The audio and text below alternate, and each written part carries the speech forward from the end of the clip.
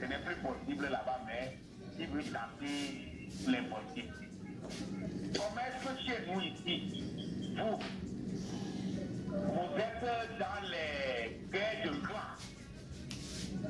Vous êtes dans les guerres de clans jusqu'alors. Le pouvoir, vous lui avez traité le tapis rouge et il marche plus tard. Basile, Oui. on a compris votre message sur la première partie. Qu'est-ce qui a conduit à ce qu'il y ait des tracasseries chaque fois que vous devez voyager à l'aéroport? Sans doute que, oui, l'auditeur a besoin d'éclairage. Député togolais Madame Ajagbo est dans la lutte. Ça... Oui, c'est ça. Ok, on vous écoute. Bon, je voudrais poser une question à la grande dame. Souvent, vous présentez, il n'y a pas d'alternance. Aujourd'hui, il n'y a pas d'alternance. Je voulais savoir si l'alternance, on peut négocier des rassemblages. Bien, merci, c'est ça la question. Donc, merci, cher compatriote. On va l'écouter. Madame, vous répondez. Ah, ok. Mais je crois que mon compatriote connaît déjà la réponse dans ce contexte où il n'y a aucun doute que nous avons affaire à un régime qui résiste au point où même les experts étrangers dans leurs analyses ne s'y trompent pas. Je veux faire appel au professeur Djibril, l'expert nigérien, qui a fait une sortie récemment, cette semaine, sur RFI au sujet du déplacement du président Tinubu en France, et qui, dans son analyse des pays africains, des dirigeants africains, avait su justement dire que la doctrine du Togo, c'est celle de maintien d'une seule famille au pouvoir. Même si les étrangers, leurs observateurs étrangers savent ça, eh bien, à plus forte raison, pour nous, Togolais, nous savons qu'on résiste, nous avons en face des gens qui résistent parce que leur obsession, c'est une famille au pouvoir.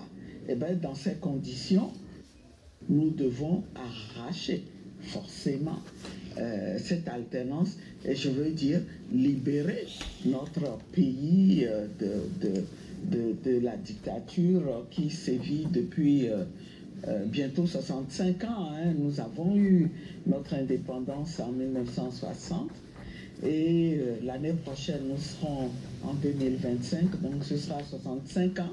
On ne peut pas dire que ce pays, il n'y a eu qu'une petite parenthèse au cours de laquelle d'autres personnes, il y a d'abord le vrai président élu, mais qui a été assassiné, mais après ça, on n'a pas connu autre chose.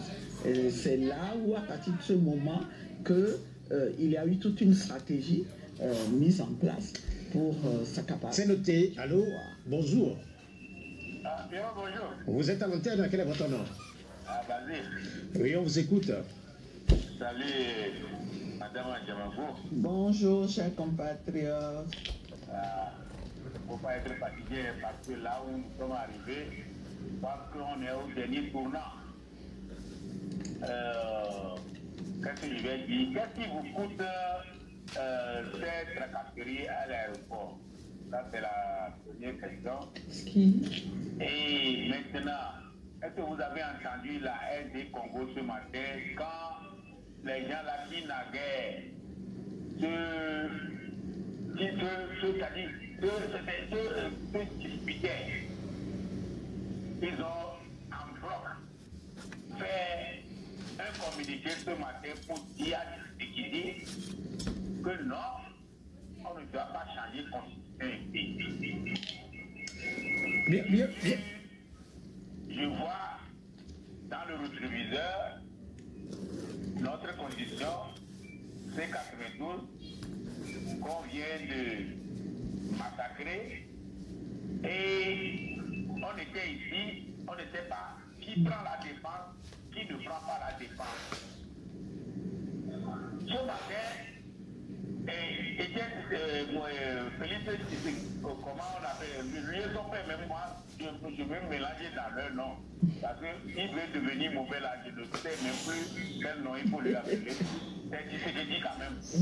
Il veut être continuellement au pouvoir, alors que après Mobutu et Kabila, ce n'est plus possible là-bas, mais il veut tenter l'impossible.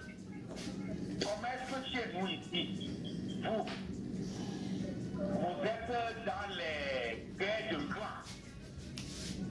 Vous êtes dans les guerres de clans jusqu'alors. Le pouvoir, vous lui avez traité le tapis rouge et il marche plus tard. Basile, Oui. on a compris votre message sur la première partie. Qu'est-ce qui a conduit à ce qu'il y ait des tracasseries chaque fois que vous devez voyager à l'aéroport? Sans doute que, oui, l'auditeur a besoin d'éclairage. Oui, je pense que c'est tout simplement dû au fait que les gens ne veulent pas être réprimés. Après, si jamais on me laissait passer. Vous savez que une fois j'ai passé le cap, j'allais en France. Non, en fait, la question c'est qu'est-ce qui a conduit à cette situation? Vous éclairez un peu. En fait, vous êtes... à la base, c'est l'affaire de 2020. Vous savez que avec l'opposition existe encore au Togo. L'opposition existe, ok, on peut dire qu'il existe. Si l'opposition n'existe pas, à qui la faute?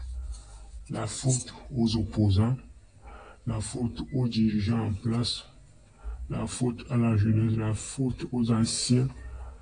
La faute est à qui au juste?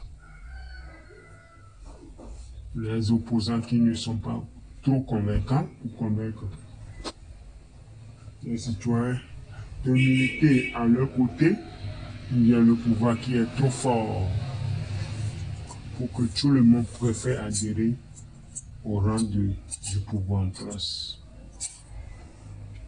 Donnez vos avis.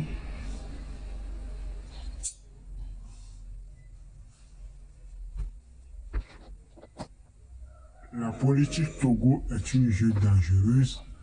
C'est une question à poser. C'est pour ça que les femmes ont peur d'adhérer au rang de l'opposition pour ne pas risquer leur vie, ne pas risquer la prison, ou bien c'est les opposants qui sont nuls, qui ne convainquent pas les femmes.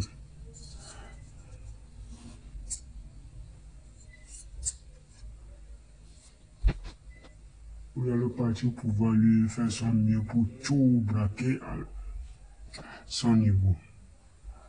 Au point de vue est très important. Merci, à plus.